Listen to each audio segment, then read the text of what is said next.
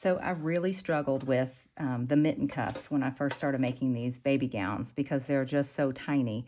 And I'm going to give you just a few tips and tricks that I have figured out along the way to make it just a little bit easier.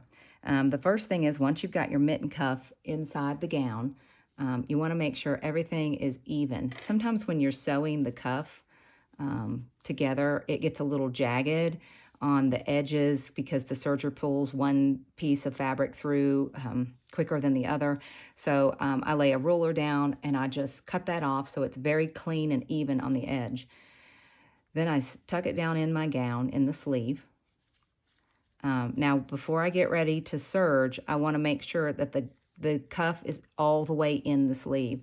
You don't want to start serging and like a little bit is sticking out like this, because you will miss the gown. It just inevitably, I will miss it every time. So I would rather cut off a little bit of the gown than too much of the cuff. So, and I do always try to just cut off a smidge. Even if it's a 1/4 inch seam allowance, I still just cut off a smidge just to make sure that everything was caught in the stitches. So now I'm gonna just raise my presser foot, and I took one of the clips out, so I just have one clip in. And I'm going to just ease it under there, stretching it as I can, and also pushing down on it to try to keep the layers even and together. Then I'll lower the presser foot, and then I'll start slowing little by little, stretching as I can. Do not pull to the left side. That's one of the things that I did wrong initially when I was sewing the gown.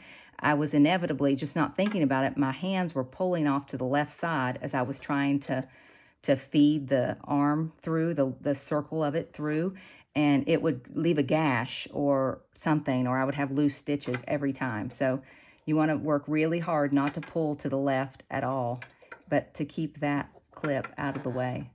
So I'm going to just ease it through little by little, and this is a newborn size, so it's very small. Making sure that I am cutting off just a smidge of the gown, and even a little bit of the cuff as well. That's fine. Now I'll take my clip off and just keep on going little by little. Make sure you're only pulling forward here and not to the back. You don't want your the back of it back here to come off or out from under the presser foot. So just keep little by little pulling forward. If you need to readjust the gown, pull it up, pull the sleeve up so it's covering the cuff.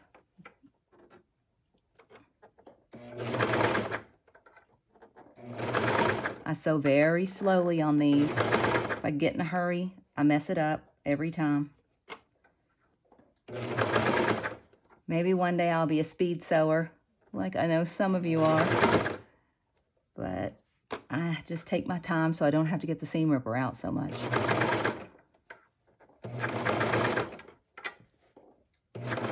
Now, as you come back around to the beginning, I typically just go very slowly, making sure that I'm going over my original stitches, but that I'm not cutting anything off with the knife, because you don't want to cut your stitches, your original stitches. So I'm going to go just right beside the knife, but not under it.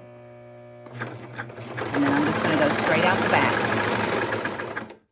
And I do not find a need to tuck threads under. I just go over it, and then I pull, and then I cut it, and I have not had a problem with that. If you feel better about leaving a tail and then threading it through, you're certainly welcome to do that. You can see on the side here, it did get a little bit low, but I think I caught enough of the sleeve in the stitches that it will be fine. But the goal is to try to keep that cuff inside the sleeve and cut just a smidge of the sleeve off so that it looks more like this and less like this.